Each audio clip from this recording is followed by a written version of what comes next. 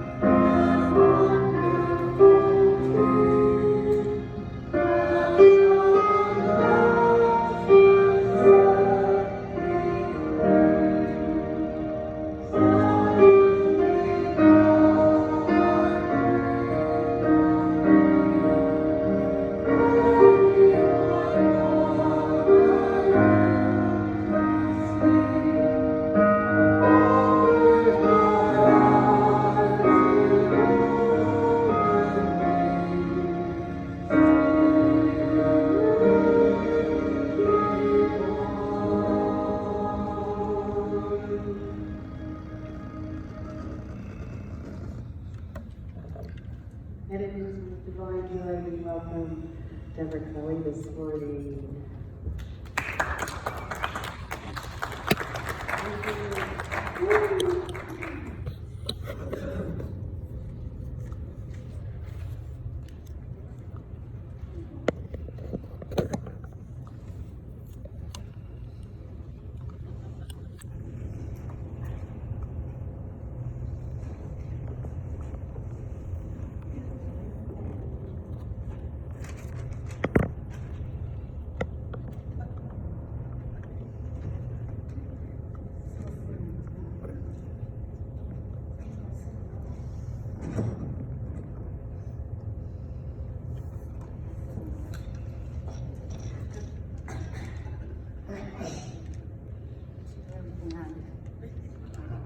This is my granddaughter, Ayana. Say hi. Hi. We're singing a cappella. Okay, it's your turn. You're gonna sing, right? Chestnuts roasting on an open fire. Jack Frost nipping at your nose. Yuletide carols being sung by a choir, and folks dressed up like Eskimos. Everybody knows a turkey and some mistletoes help to make the season bright. Tiny tots with their eyes all aglow will find it hard to sleep tonight.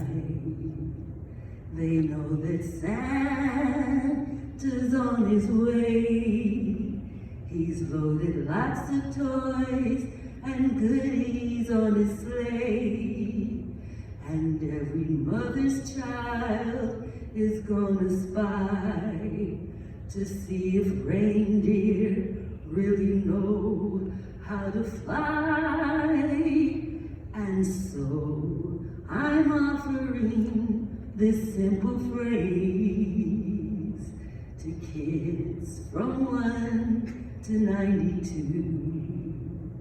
Although it's been said many times, many ways, Merry Christmas. Say it. Merry Christmas.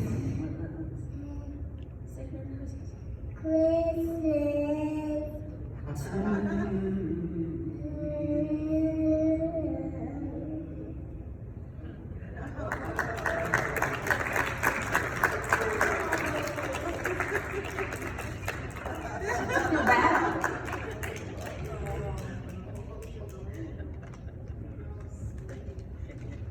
Say, wait till I sing Jingle Bells. Jingle bells are jingle. Okay,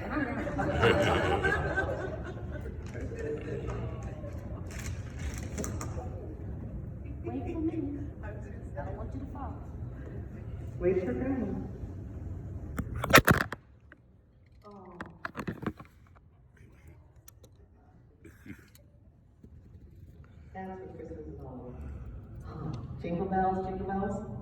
Don't get me started. I know. Like your grandma. Aw. Oh, Oh, there you go. Do it. Thank you. What he said. There you go. Good. Aw. Dedication for your back there. Oh, that's just a joy. Hi. There might be some cookies in the kitchen. So good morning. So I hear that there was a journey that went along about following a star, and there's been some controversy about how it should have been done. And so we all know that, of course, Jesus was born in a manger, and the cows were mooing, and then, everybody was playing. But there seems to be an alternative here, an alternate story. It says that if the women had been the wise women instead of 3 wise men, they would have asked for directions, arrived on time, because it took quite a while for them to get there, helped deliver the baby, cleaned the stable, made a casserole, and brought practical gifts. Right?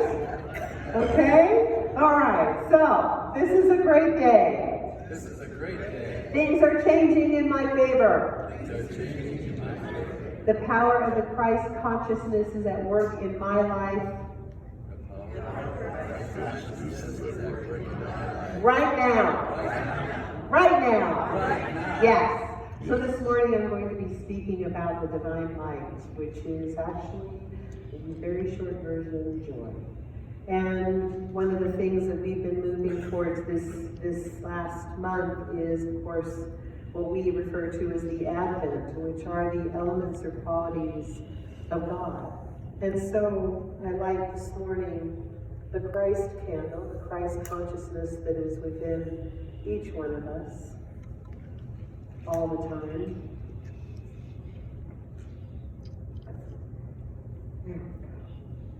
The Christ light, which is eternal, which is always burning. And that is significant of red because it means love. And that's what God is his love. So then our first candle we lit was faith. Our walk in faith of what we truly believe.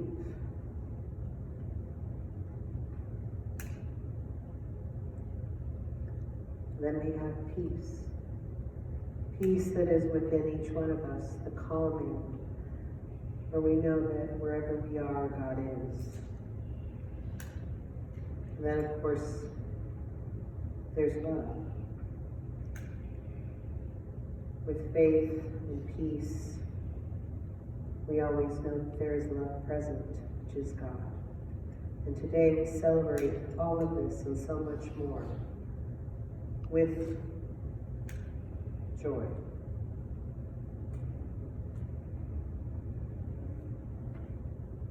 And those are the lights that we hold throughout the season. And it's one of my favorite times of the year because, of course, we have a whole bunch of stuff this week. We got the winter solstice, we got Hanukkah, we've got Christmas. We've got all about the light this week. And I found this in Matthew, and I want to share this with you. 5:14 through 16. You are the light of the world. A town built on a hill cannot be hidden. Neither do people light a lamp and put it under a bowl. Instead, they put it on its stand, and it gives light to everyone in the house. In the same way, let the light shine before others, that they may see your good deeds and glorify your Father in heaven. And so a town built on a hill cannot be hidden. Or another way we say it is a light cannot be hid under a bushel. So your light is continuing to shine. Neither do people light a lamp and put it under a bowl. Instead, they put it on its stand and give it light to everyone in the house. We are that great light. We are that light that stands in our house, which is God's house, which is the God consciousness that dwells within each one of us. So we have to shine. We are a light among many. And one of the things that I want to tell you about is this light that is so important at this time of year. And it's not about the stuff we see in the store, and it's not about the lights we see on the streets or in the trees. It's bigger than that, because each and every one of you are bigger than that. You know, the winter solstice, what it brings is, it brings us from darkness and into the light. Of course, what we see during this winter time is we see a shift. We see ourselves moving from darkness into the light. And there's a different feel about everything at this time of year. And then, of course, we have Hanukkah, which is a minor holiday among our Jewish friends. And what that signifies is that even when they thought there wasn't enough light, there was.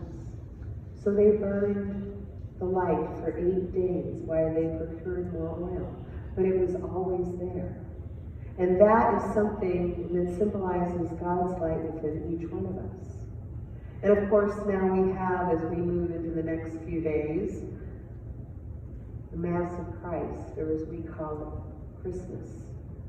And what that represents is the light of the man that we call Jesus the Christ.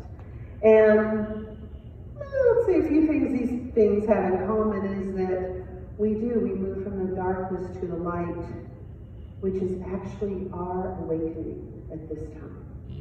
It is our connection to God. It represents the dawning of a new day, illumination, clarity, and warmth. Yes. And whether it comes as the sun, the gentle moon, or a solitary candle's glow, each form a light that we may hold in a special meaning as a child or as a parent. Light is very important for us. It's not just something we see by, it is something we embody. It's something that we shine forth. We are like Jesus the Christ. We embody the light of the world. We are teachers to one another. We hold love. So many faith traditions concentrate on what they call, or we call, the reason for the season. So they say, okay, well, Jesus the Christ came, and it's the reason for the season. Oh, no. Yes, but no. It's deeper than that. It's a story that goes beyond our story. Over the last couple thousand years, it has been discussed that Jesus the Christ is going to return someday. Well, don't want to disappoint all of you, but it ain't going to happen. And what we believe is that Christ is within each one of us. Yes. So when we look at the deeper meaning of Jesus the Christ coming for the second time, it is actually that divine or that divinity within each one of us that has come.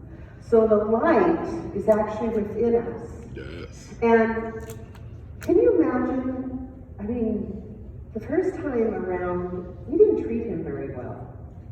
He was born, and then we crucified him and did all those things. I don't know about you, but having to chance that again, maybe not so much. I wouldn't want to do that. So instead, what he brought to us was a greater gift. And what he taught us was that he didn't need to come again, because what he did is he showed us that here I am, right here, right now. I am the prototype of God. I am the Father within. I am the light that shines, that you can also shine. So I don't need it to do a do-over. Yes. Because I'm passing the light to you. So when we look at the deeper meaning of Christ coming for the second time, it's not about the physical dissension of him coming from heaven and all of that. It's not about the descent from heaven, because heaven is right here on earth. There you go. Heaven is within us. Yes. So when we look at that heaven within us and that light within, that is a second coming. Because Christ showed us Yes. that we are that. We are all that in a bag of chips. Yes. We really are. Yes, We indeed. are that light. So if I've disappointed you and I've spoiled it, I'm sorry. Truth is good. But that is truly what is really about the birth. And the birth that we see or we hear about every single year is actually about us also. You know, the Bible holds a lot of stories, which Yes. it's all us. The Bible is all about us. Each and every character is us. That's right. So if you read a story, it's about us. That's It's right. about you. And have you ever done this with the Bible? I love to do this, where you take it and you say, okay, I've got something that's going on and I need to know an answer, and you just let it open and then read the page. And actually do that with any book that calls to you. And see what the pages have to offer. Because there is sometimes a message. You know, Ernest Holmes, who was our founder of Science of Mind, felt that the light was part of every faith tradition across the globe. Fancy that. You know that there's over 200 religions. There's 200 paths to God, That's plus. right. And nobody's wrong. We're all right. That's right. We're all just on different paths. Our souls are called to follow a light. And we follow that light, which is God's light, There you go. which is always there. So we are on a spiritual journey. So when we look at the spiritual journey, we look at the light shows up in the Eastern traditions, such as Buddhism and Hinduism, as enlightenment. And when we look at the Western traditions, we look at it as illumination. Isn't that interesting? You've got Yeah. enlightenment, and then you've got illumination. Illumination. But both are the same thing. Oh, It's all about what comes forth from within us. yeah. It's all about the journey within. Say if you don't go within, you go without. That's right. So it's all about walking with the God of your understanding. Yes. We are the activity of God, and as we prepare for this week, in these activities, we are truly walking with the God of our understanding. It's not about the presents, it's not about the prepare food, it's not about going crazy in the grocery store. Oh my God, I didn't get Aunt Sally this or whatever, or I didn't get the stockings hung, and whatever else it is that's driving you into the crazy house right now. It's not about the material. That's right. The biggest and the best gift that you can give is from the heart. We lose sight of that. We get blinded by the physical lights of what's going on in the material world. Because of course, you know, all Christmas starts in July, if you haven't noticed. And the retailers start up, and it's like, okay, you gotta buy. And of course, this week, anybody been to Walmart lately? Oh my gosh, you gotta, I mean, talk about, you gotta be aggressive. I mean, forget about driving anymore on the road. I mean, you gotta be ready to go within those doors and say, okay, I'm on a mission. I got my list, and I'm going for it. And you better print out the schematic of the store, because if you get in those aisles, and of course, you always have that one person that's like this. And of course, what do? They leave their cart right in the center. And I don't know about you, but I tell you, like, okay, they are going to move over, right? And they're like this, and like, oh. And I finally have to say, could you please move your cart? And they're like, oh, really? There's another person in this store? I mean, if you just go outside the aisle and then you go into the traffic, I mean, really? Oh my gosh. You almost feel like you get swept up in all this. It's like you never return. It's like, I'm here. I it's like I had to text George the other day and say, okay, we're going in. Just want you to know. If you don't hear from me, come look for me. Oh my gosh. I know why now, unfortunately, Amazon has taken over. I mean, really, it's safe. It is. It's a safe place to be in my little chair at home in my desk, and I can look on Amazon and say, okay, I want this and I want that, and it all comes to me instead of me having to go to them. I have a term that I use when I go grocery shopping. It's called hunting and gathering. Christmas lends a whole new meaning to that phrase, hunting and gathering, because, oh my gosh, and heaven forbid they should be out of what you want. I mean, really? You're out of that? Well, can't you go in the back? No, it's a crazy time of year, and I just want us all to know that when we get swept up in that craziness, that it's not about the physical presence. It's really, truly about the gifts from the heart. And it's a beautiful time of year.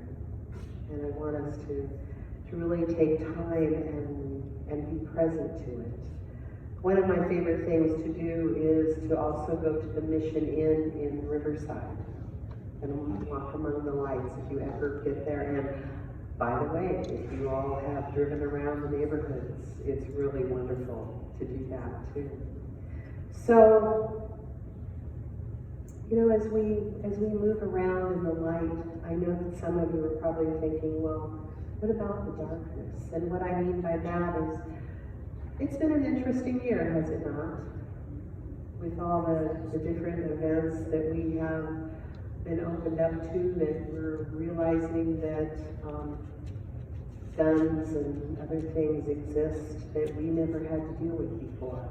And we often say to ourselves, well, where's God in all of that?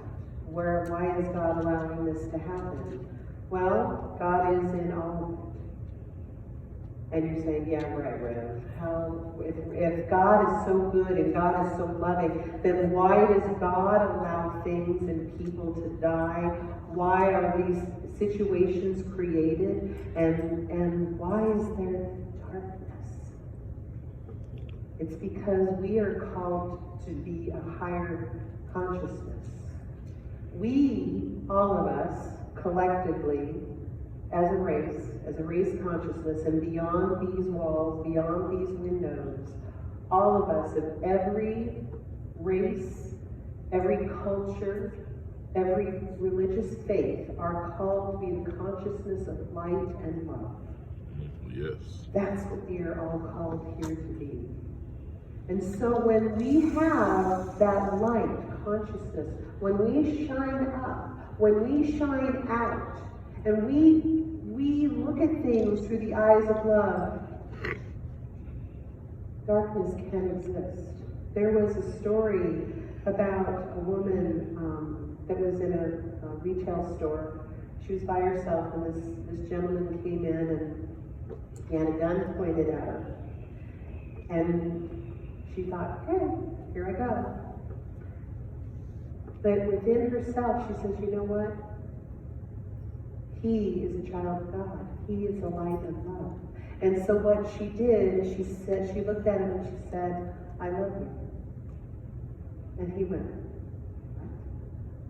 I love you. I love you for who you are, and the fact that you have a gun pointing at me has no relevance, because I know that you are the light of love. And eventually, after a few minutes of her just talking to him that way, it actually disarmed him. And he didn't know what to do, because he was receiving so much love from this woman. And eventually, he left. Because he couldn't accept the fact that somebody that was being threatened was also so loving and understanding. And that's what our job is as people. We are being called to love. We are being called to shine in the love. So, Jesus, who was born, he was actually our teacher of that love. And of course, the second one was the birth of our spiritual path. And so when we walk that path of love and light, we are that divine presence. Ernest Holmes, our founder, said, Christ is the truth of all of us. Spiritual illumination existed long before Jesus the Christ was ever born. It is the light that has appeared and continues to appear in all great things, especially you and I. You know, the wise men, they followed a star. And what that star was, it signified not only a bright light that guided not only the wise men, but it continually guides us today. The star is actually about the evolutionary Christ, because I hope you all know that it took a while for the wise men to get there, and that's why January 6th is called the Epiphany. Because that's when the wise men actually arrived with Jesus the Christ was around. And he was actually, I think it was like 3 or 4 years old. They obviously had moved out of the manger and into a cave. And so when they got to him, he was a lot older than just a baby. But they didn't stop, because they were guided by a great light, which actually was within them. And what happens is when they came forward with the presence, they were actually giving more than just the frankincense, myrrh, and gold. They were giving Jesus the Christ, who was the great light, the gift of who they were. And that's what we bring to each other. It's not, again, about the gifts. So what happens is we evolve. And how we evolve is God's gift to us. And what those wonderful evolutionary processes are problems, or you all know I love to call them projects. Because problems are things that weigh us down, but yet when you look at a problem as a project, it's something to do. Oh, okay. Well, instead of problem, it's project. So you can look at it and say, okay, maybe this isn't working out so well, and maybe I don't know the answers of what's going to happen and unfold, but I know the project within me is that God's already in the works. God's already in the light of love working within me to know and understand that everything's going to be okay. I know that I shared with you a few weeks ago that the house where I'm living, my brother-in-law was having some issues, and anyway, my sister-in-law came forward and finally bought the house so that I don't have to live, I don't have to move. But there was probably a good month where I sat and went, what am I going to do? And I mean, even ministers have those dark times of what's going to happen. Where am I going to live? Where am I going to move to? I've got all these things, but yet I knew that even in the darkness, God's light was shining on me, and I knew that there would be an answer. So what happens is we can either, as I call it, learn from our seat, or we can learn from the street. So we can either go into prayer by our seat and say, and be open to possibilities, and know that even in the silence that God is shining that light of truth, and knowing that we are going to see what is actually unfolding for us. Or we can learn from the street, which is allowing ourselves to not be sucked in by all the craziness and the shopping experiences, and being open to the light of what is really shining, which is the people. All of us are teachers to one another. Allowing that light to shine, and if you see somebody having trouble with their grocery cart, or maybe not getting out of the way, You just bless them and say thank you, and maybe you have a brief conversation with them. And you've been forever touched. And you have touched your life, and they have touched yours. It's just those little simple things. You don't have to have, a dissertation with them. You could have just simple words of kindness. So, the gift to each and every one of us has already been given. And that gift is possibilities. That gift is knowing that wherever we are, God is. We also know that as a soul having an experience in this human form, that we are eternal life. And that's the gift that continues to keep giving and giving and giving. And as human beings or human doings, as we seem to be this time of year, we give that gift of love and light to each other. So that showing up and being that light of love is actually something that continues to give and give and give. Have you ever, remember a while back when there used to be that random acts of kindness? Pass it on.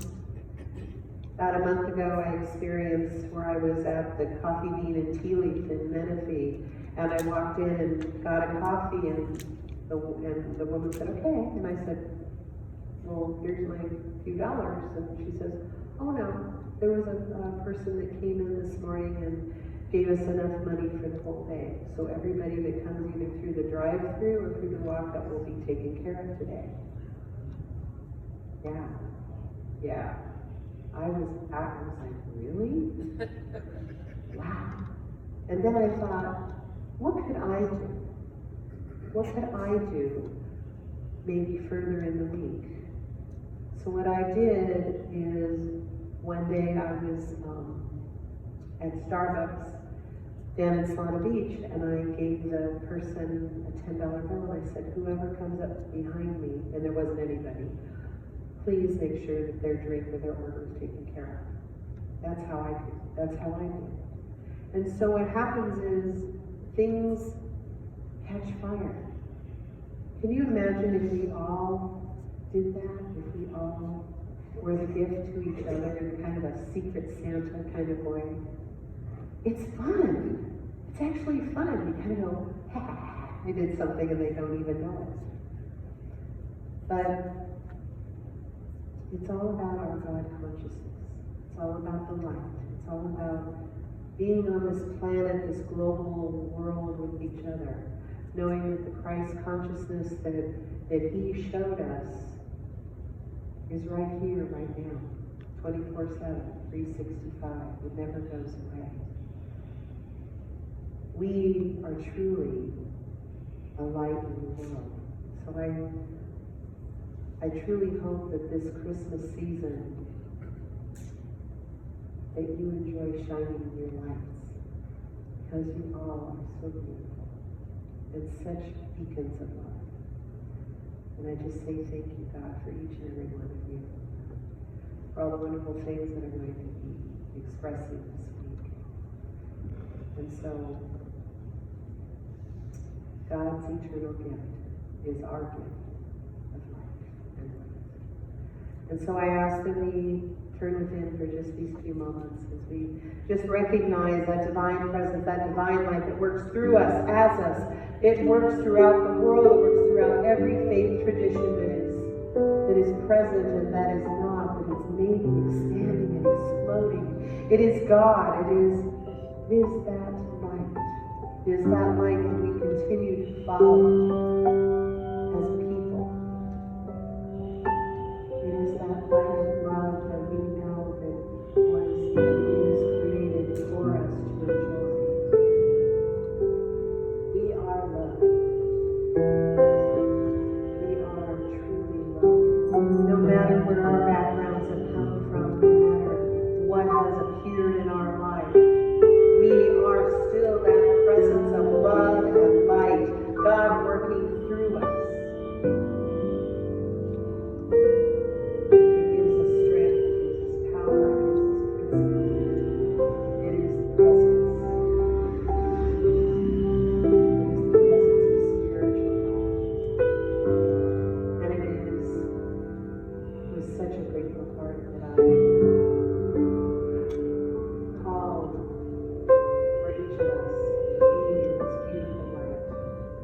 giving and receiving. And knowing that as we move forward in our day, as we have this experience of family and friends, or perhaps some of us are just deciding to be by ourselves, by choice. Just know that God is present. That we are God's gift to the world. We are eternal. We are loved. And our gift from God is that eternal. And we shine our so and it is for this beautiful light of love that I have to say thank you, God, for all of this and so much more. Pastor Kevin, you said, and so much.